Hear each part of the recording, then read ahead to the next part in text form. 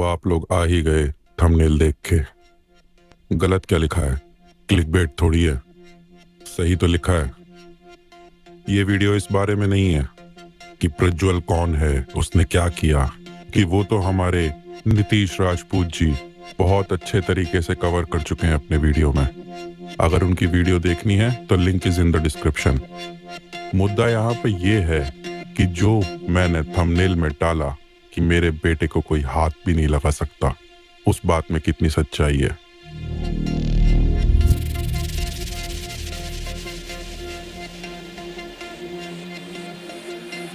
और सच्चाई इसलिए है क्योंकि ये पहली बार नहीं होगा, ये बार बार लगातार 1000 बार हो चुका है इस देश में, और इसको करने वाले आप और हम ही हैं। पहला एग्जाम्पल उठाते हैं, गुरमीत राम रहीम। याद तो है ना कौन है वो? He is a love charger. मैं ऐसा क्यों कह रहा हूं? क्योंकि इसी साल 2024 जनवरी के अंदर उन्हें 50 दिन का पेरोल दिया गया कि आप बाहर जाएं, आराम से घूमें और जो करना चाहे कर सकते हैं। यह हमारे ही देश के कोर्ट ने आदेश दिया है। क्या यह पहली बार हुआ? नहीं। अक्टूबर 2020 एक दिन की पेरोल, मई 2021 एक दिन, फरवरी 2021 21 दिन, जून 2022 30 दिन, अक्टूबर 2022 40 दिन, जुलाई 2023 30 दिन, नवंबर 2023 30 दिन और अब 50 दिन जनवरी 2024। कभी सोचा है कि ऐसा होता क्यों है? एक रेपिस्ट जो खुले आम इस तरीके से पैरोल पे घूम सकता है, क्यों? क्योंकि हम ही उसके फॉलोअर्स हैं। गुरमीत राम रहीम सिंह, इनको 2017 में सुप्रीम कोर्ट ने 20 साल की सजा सुनाई। पहली बात तो ये, 2 महिलाओं के रेप के लिए सिर्फ 20 साल की सजा। ये कोई ऑनगोइंग केस नहीं है, ये कन्विक्ट हो चुका है। उसके बाद भी इन्हें पेरोल पे पेरोल दी जाती है। कभी सोचा है क्यों? सुप्रीम कोर्ट सारा एविडेंस देखती है, 2 महिलाओं का रेप साबित होता है और उसके बाद सिर्फ 20 साल की सजा, और अब उसके बाद पेरोल पे पेरोल। ये कौन सा न्याय है? ये कौन सा इंसाफ है जो इस देश में हो रहा है? 9th पेरोल 4 साल में, ये हो क्या रहा है?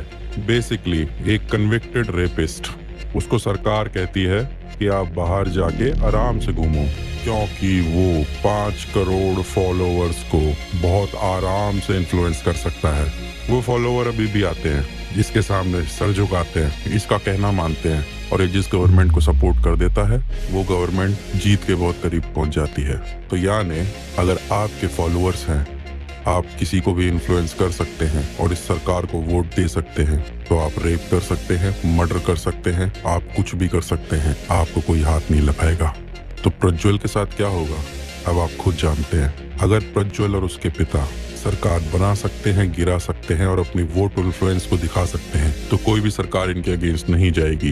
देश की हिस्ट्री का सबसे बड़ा सेक्स स्कैंडल, इलेक्शन के वक्त 134 MP और MLA ऐसे निकले जिनके अगेंस्ट क्राइम अगेंस्ट वुमेन के मुकदमे आज भी दर्ज हैं, पर वो इस देश की सत्ता में अब तक अपनी कुर्सी थामे हुए हैं। हर बार इलेक्शन लड़ते हैं, हर बार उनको जिताते हैं हम लोग। ये कौन सी लहर है और ये कौन से अच्छे दिन है, मेरी समझ से बाहर है। इससे पहले कि आप मेरे को मोदी विरोधी समझे या बीजेपी के अगेंस्ट समझे, मैं आपको बता दूं, मैं बीजेपी का बहुत बड़ा सपोर्टर हूं और इस बार भी मैंने बीजेपी को ही वोट दिया है। मजे की बात तो ये थी कि एक मोदी की वजह से इतने सारे गुंडे मवाली हर साल इलेक्ट होके हमारी सरकार में आके बैठ जाते हैं।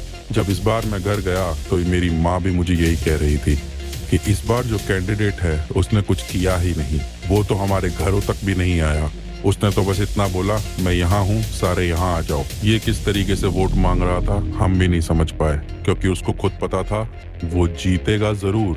पॉलिटिकल पार्टी को ये बहुत अच्छे से पता होता है कि इनके ऊपर कौन से चार्जेस कब लगे, कैसे लगे, और ये चार्जेस फेक हैं या रियल हैं।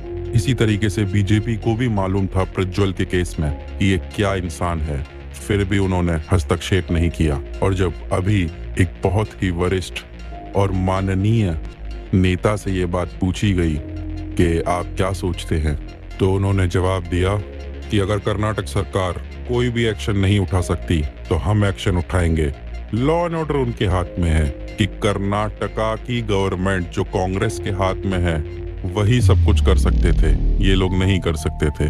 चलो इस बात को मैं मान लेता हूँ कि इन्होंने बहुत सादगी से बड़ा ही सही जवाब दिया। मेरा प्रश्न तो बस इतना है कि आपने ऐसे इंसान से हाथ मिलाया ही क्यों जो 2000 से ऊपर एमएमएस बना के बैठा हुआ है, जिसने अनगिनत महिलाओं के साथ रेप किया। ऐसे इंसान से हाथ मिलाया ही क्यों, खास करके जब आपकी पार्टी के ही इंसान को सब कुछ पता था इस बारे में। आपने वक्त रहते उसके साथ हाथ मिलाने से दूरी बनानी क्यों नहीं जरूरी समझी। बस ये चीजें देखते ही मुझे भी दुख हुआ कि मैंने बीजेपी को वोट दिया ही क्यों। चलो एक बार को नेताओं को साइड में भी रखते, इन सब के बारे में बात करना छोड़ दें और आपकी बात करें जो इस वक्त मुझे देख रहे हैं और सुन रहे हैं। आपको पता है आप लोगों ने जॉनी सिंस को भी इस बार पीछे छोड़ दिया है। अब आप कहेंगे जॉनी सिंस का क्या मैटर है। गूगल पे आप कब क्या सर्च करते हैं, किसके बारे में सर्च करते हैं, हर चीज का रिकॉर्ड होता है। और इस बार सारी रिकॉर्ड की हदें पार कर दी गई हैं सिर्फ ये सर्च करने में कि प्रज्वल की सेक्स स्कैंडल वीडियोस कहां देखी जा सकती हैं, कैसे मिल सकती हैं। ये था आपका सर्च क्राइटेरिया। अब आप मेरे को ये बताएं मैं नेताओं पे बात ही क्यों करूं जब आप खुद ये चीजें देखना चाहते हैं, फैलाना चाहते हैं, उन औरतों की शक्लें देखना चाहते हैं, इस चीज का लुत्फ उठाना चाहते हैं कि उस सेक्स स्कैंडल में क्या क्या हुआ था। अब जिस चीज को आप सुनने के लिए आए थे थोड़ा उस पर भी बात कर ली जाए। प्रज्वल कौन है प्रज्वल और इसने क्या किया। प्रज्वल रेवन्ना सेक्स स्कैंडल करने के बाद भी इलेक्शन में खड़ा होता है और इलेक्शन खत्म होते ही जर्मनी भाग जाता है। टोटल 2976 वीडियोस इसके खिलाफ पाई गई। कहां पाई गई? कर्नाटका में पार्क की बेंचों पर जगह जगह लोगों के घरों में पेन ड्राइव पड़ी हुई पाई गई। उन पेन ड्राइव्स के अंदर ये वीडियो निकली जहां पे इसकी साफ साफ शक्ल नजर आ रही थी और 60 से ऊपर महिलाओं की भी शक्ल नजर आ रही थी। और अब आप ये सोचिए कि जिसने भी ये कांड किया वो चाहता तो उन वीडियोस को ब्लर करके रिलीज कर सकता था, पर नहीं, उसने उन औरतों को भी इसमें लपेटा और अब उनकी सारी डिटेल बाहर आ चुकी हैं। अब इस देश में जहाँ पे सबसे ज्यादा fake rape case, fake molestation charges बढ़ते जा रहे हैं, यहाँ हम भी ये सोचने पे मजबूर होते हैं कि क्या चीज सही है और क्या चीज गलत है। दोनों साइड की स्टोरी सुननी चाहिए, बट ये एकमात्र ऐसा केस है जहाँ पे दोनों साइड की स्टोरी सुनने की जरूरत ही नहीं है, क्योंकि सारी की सारी चीजें पानी की तरह एकदम साफ नजर आ रही हैं। लगभग 3000 औरतों के साथ जबरदस्ती करके रेप किया गया। एक नहीं, दो नहीं, तीन नहीं, 3000। अब आप सोच सकते हैं ये कितना बड़ा मॉलेस्टर है, कितना बड़ा रेपिस्ट है। और अगर कुछ हो भी गया, जैसे राम रहीम को बाहर छोड़ा जाता रहा है, इसे भी छोड़ा जाने लगेगा। इनके पिता जिनको अभी अभी एसआईटी ने गिरफ्तार किया है वो भी कुछ ही दिनों में छूट जाएंगे। ये सारे केस दब जाएंगे। मालूम है क्यों? क्योंकि हम अपनी अपनी जिंदगियों में वापस लौट चुके होंगे। हम भूल जाएंगे ये केस क्या था, हम हर चीज भूल चुके होंगे, क्योंकि यही तो हमारी फितरत है। एक औरत बाइक राइडिंग करते हुए इंडिया आती है और झारखंड में उसका रेप हो जाता है। उस कांड के बाद तो जैसे पूरे हिंदुस्तान का सर शर्म से झुक गया था। पर हम क्या कर रहे थे? हम कमेंट्स में जाके ये लड़ रहे थे कि हमारे देश में कम रेप होते हैं और अमेरिका, यूके जैसे देशों में ज्यादा रेप होते हैं। हम फॉरेनर्स से इस बात पे लड़ाई कर रहे थे कि हम अभी रेप में बहुत पीछे हैं। मेरा सवाल तो ये है कि एक भी रेप क्यों हो रहा है? जनता दल अलायंस जेडीएस पहले ये कांग्रेस के साथ थी और इस बार बीजेपी ने इनके साथ हाथ मिला लिया। दुख की बात तो ये है कि सब कुछ जानते हुए भी बीजेपी ने इनके साथ हाथ मिलाया है क्यों? चलो ठीक है, मान लेते हैं ये नहीं पता था कि कौन कौन से कैंडिडेट खड़े होने वाले हैं, पर जब पता लग गया था तब भी तो पीछे हटा जा सकता था। जेडीएस हमेशा से अपना सपोर्ट चेंज करती आई है, कभी कांग्रेस, कभी ये तो कभी वो। पर इतना तो पक्का है जेडीएस के पास इतने फॉलोअर्स हैं कि कम से कम 3-4 सीट तो ये जीत ही सकते हैं। और हर एक सीट का जहां पे बहुत मूल्य होता है, कोई भी पार्टी इनसे हाथ मिलाने में पीछे नहीं हटेगी। देश के former prime minister of India HD देवे के पोते प्रज्वल रेवन्ना, इनको भी फिर एक सीट यहाँ पे दी गई। प्रज्वल रेवन्ना अभी भी एक सिटिंग एमपी हैं हसन कॉन्स्टिट्यूएंसी से। हसन कॉन्स्टिट्यूएंसी में कुछ लोग घूमते हैं और पेन ड्राइव फेंकना चालू कर देते हैं। कभी ये लोगों के घरों में मिल रही थी, कभी पार्क में, कभी बेंच में, कभी बस अड्डे पे, हर जगह पेन ड्राइव ही पेन ड्राइव मिल रही थी। लोगों को कुछ समझ नहीं आया। उनमें से कुछ लोगों ने उन पेन ड्राइव को उठा के जब खोल के देखा तो उनके होश ही उड़ चुके थे। उन पेन ड्राइव में उसकी वो सारी काली करतूतें थी जिसको उसने अंजाम दिया था। सबसे बड़ा सवाल, जब इन औरतों के साथ बलात्कार हो रहा था, रेप हो रहा था, तो इन लोगों ने आवाज क्यों नहीं उठाई? क्योंकि ये औरतें वो थी जो इनके यहाँ पे काम करती थी, नौकरी करती थी, या वो थी जो इनकी पार्टी में वर्कर थी, और ये सब की सब बहुत ही कमजोर थी। ना ही इनके पास इतनी शक्ति थी कि इन लोगों से लड़ा जा सके, क्योंकि इनके पास पैसा, पावर, सत्ता सब कुछ थी, और ऐसे लोगों से ना हम, ना मैं, ना आप, कोई भी नहीं लड़ सकता। और यही सच्चाई है। जब राम रहीम को जेल हो रही थी, आसाराम बापू को जेल हो रही थी, तब मुझे लग रहा था कि कलयुग के अंदर भी जीता जा सकता है, पर ये मेरी गलती थी। जिस तरीके से हर बार किसी न किसी नेता को पेरोल दिया जाता है, किसी न किसी ऐसे बंदे को जिसके बहुत फॉलोअर्स हैं उसको पेरोल पे छोड़ दिया जाता है, उसको बाहर घूमने दिया जाता है। यहाँ तक कि मैंने ये भी सुना है इन लोगों के बॉडी डबल हैं। कई बार जब ये जेल में होते हैं तो ये खुद नहीं होते, इनके बॉडी डबल्स को रखा जाता है और ये बाहर ही घूम रहे होते हैं। पर इस चीज का ना ही कोई सबूत अब तक सामने आया है, ना ही इस चीज को प्रूफ किया जा सकता है। इसलिए मैं तो यही कहूंगा कि ये सुनी सुनाई बातें हैं, इस पे यकीन ना किया जाए तो बहुत बढ़िया है। नहीं तो लोग यही समझेंगे कुछ ज्यादा ही बॉलीवुड मूवीज देखते हैं हम लोग। प्रज्वल की हर वीडियो में औरतें चीखती, चिल्लाती, गिड़गिड़ाती हुई नजर आ रही थी, पर वो एक राक्षस की तरह उनके ऊपर टूट रहा था, उनके साथ जबरदस्ती कर रहा था। हदें तो सारी तब पार हो गई जब एक 60 से 65 साल की औरत को भी इसने नहीं छोड़ा, और वो बेचारी चीखती रही, चिल्लाती रही, और ये रेप करता रहा। प्रज्वल की पार्टी वर्कर, ग्राम पंचायत की वर्कर्स, गवर्नमेंट के कुछ ऑफिशियल्स, पुलिस ऑफिसर्स, यहाँ तक कि घर की मेड तक के रेप किए गए। पुलिस ऑफिसर, समझ रहे हैं इसका मतलब क्या होता है? यानी एक औरत जो खाकी पहन के हम सबको बचाने के लिए निकली थी, वो खुद को भी ना बचा सकी। क्यों? क्योंकि इसने उसका रेप किया। और इससे पहले कि वो कुछ बोलती या एक्शन लेती, मैं इस बात को दावे के साथ कह सकता हूँ, पुलिस के बड़े अधिकारियों ने उसके मुंह को बंद कर दिया होगा, ये कहकर कि ना जिंदा बचेगी ना लाश मिलेगी। क्योंकि ऐसा हमने कई बार होते हुए इस देश में देखा है। अतीक अहमद याद है ना, कौन था? बाहुबली, जिसको अभी अभी एनकाउंटर में मरवाया गया। वो जब चाहे किसी कोई भी जमीन हड़प लेता था, वो जब चाहे कुछ भी कर सकता था। वो एक बाहुबली था, और पार्टी हमेशा उसके पीछे रहती थी। क्यों? क्योंकि हम जैसे बेवकूफ उसके फॉलोअर्स थे, हम जैसे लोग उसको मसीहा मान के वोटिंग करते थे। वो इस सत्ता में बैठा रहा इतना कुछ करने के बाद भी। तो मैंने गलत क्या लिखा थंबनेल में कि मेरे बेटे को कोई हाथ भी नहीं लगा सकता। इस वीडियो को आप हमेशा सेव करके रखना। क्यों?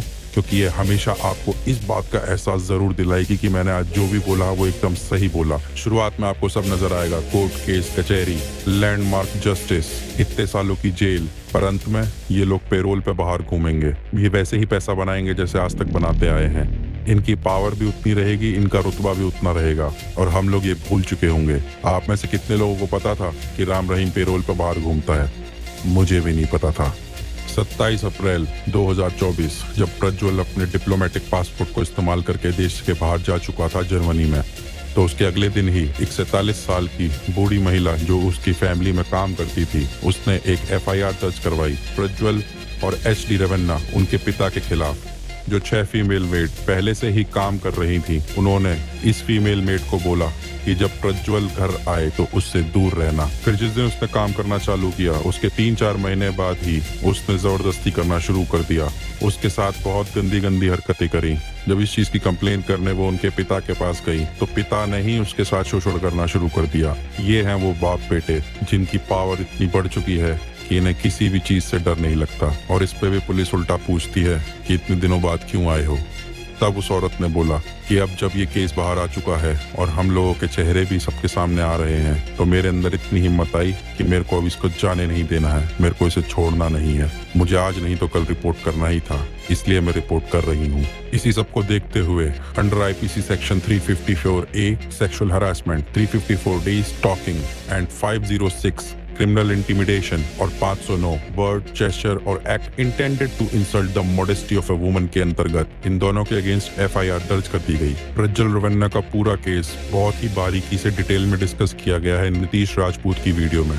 उसका लिंक डिस्क्रिप्शन में, उसको जाके आप देख सकते हैं। मैं यहाँ प्रज्वल के बारे में बात करने नहीं आया था, मैं यहाँ आया हूँ आपके और मेरे बारे में बात करने के लिए कि अब हमें करना क्या है। क्योंकि ये तो साफ है कि ये लोग तो ऐसे ही पावरफुल बन के घूमेंगे। अगर आपको लगता है इस देश में ऐसा नहीं हो सकता, इस देश में संविधान की जीत होगी या इस देश में कोर्ट्स की जीत होगी या इस देश में उन लोगों की जीत होगी जो बेचारे बेसहारा हैं, बेसहाय हैं, उनके साथ गलत हुआ है, तो आप बहुत गलत हैं। आपके पास सिर्फ अथाह पैसा और पावर होनी चाहिए। आप इस देश में किसी को भी खरीद सकते हैं और पूरे केस को अपने फेवर में लाके खड़ा कर सकते हैं, और ऐसा हमने कई बार होते हुए देखा है और इसको झुटलाया भी नहीं जा सकता।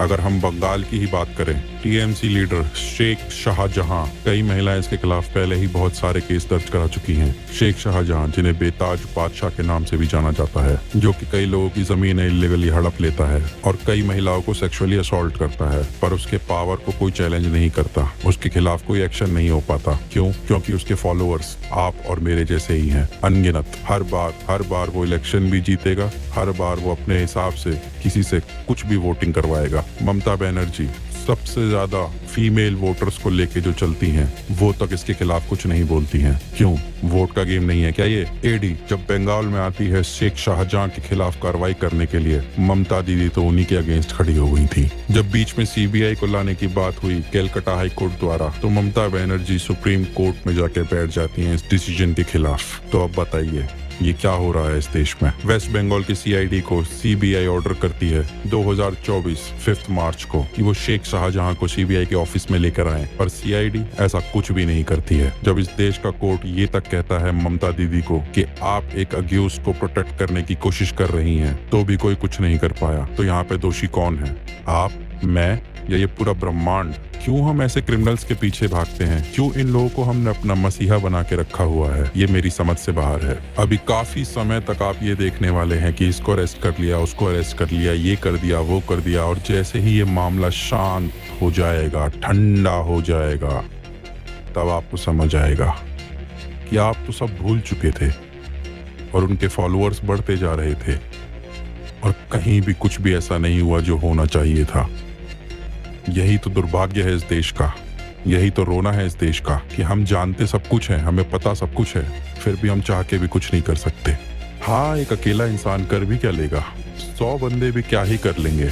जब 140 करोड़ मिलके कुछ नहीं कर पा रहे, तो एक अकेला इंसान कर भी क्या लेगा इनके खिलाफ आवाज उठा के? मैं खुद काफी पार्टीज का सपोर्टर हूँ, पर मुझे अब एहसास होता है कि मुझे किसी पार्टी को सपोर्ट नहीं करना चाहिए। मुझे सिर्फ उसको वोटिंग देनी चाहिए जो मेरे इलाके में उसका हकदार हो, चाहे वो किसी भी पार्टी से क्यों ना संबंध रखता हो। ना कि किसी एक इंसान की लहर में आके उस इंसान को जिता दिया जाए जो सिवाय रेपिस्ट और मोलेस्टर के कुछ भी नहीं। तो जब मैंने इस वीडियो के थंबनेल पे लिखा कि मेरे बेटे को कोई भी हाथ नहीं लगा सकता, वही सत्य है। ये कलयुग है जहाँ पे हम चाह के भी जीत नहीं सकते, पर एक चीज तो सत्य है और अटल है, वो ये है कि अगर आप या मैं अपने इतने फॉलोअर्स बना लें जहाँ पे हम किसी भी पॉलिटिक्स की लहर को बदल सकते हैं, तो इतना तो पक्का है कि हमारे हाथ में इतनी पावर होगी कि हम कुछ भी कर सकते हैं। और एक मर्द का असली टेस्ट तब शुरू होता है जब उसके हाथ में अथाह पावर दे दी जाए और ये देखा जाए कि अब क्या करेगा।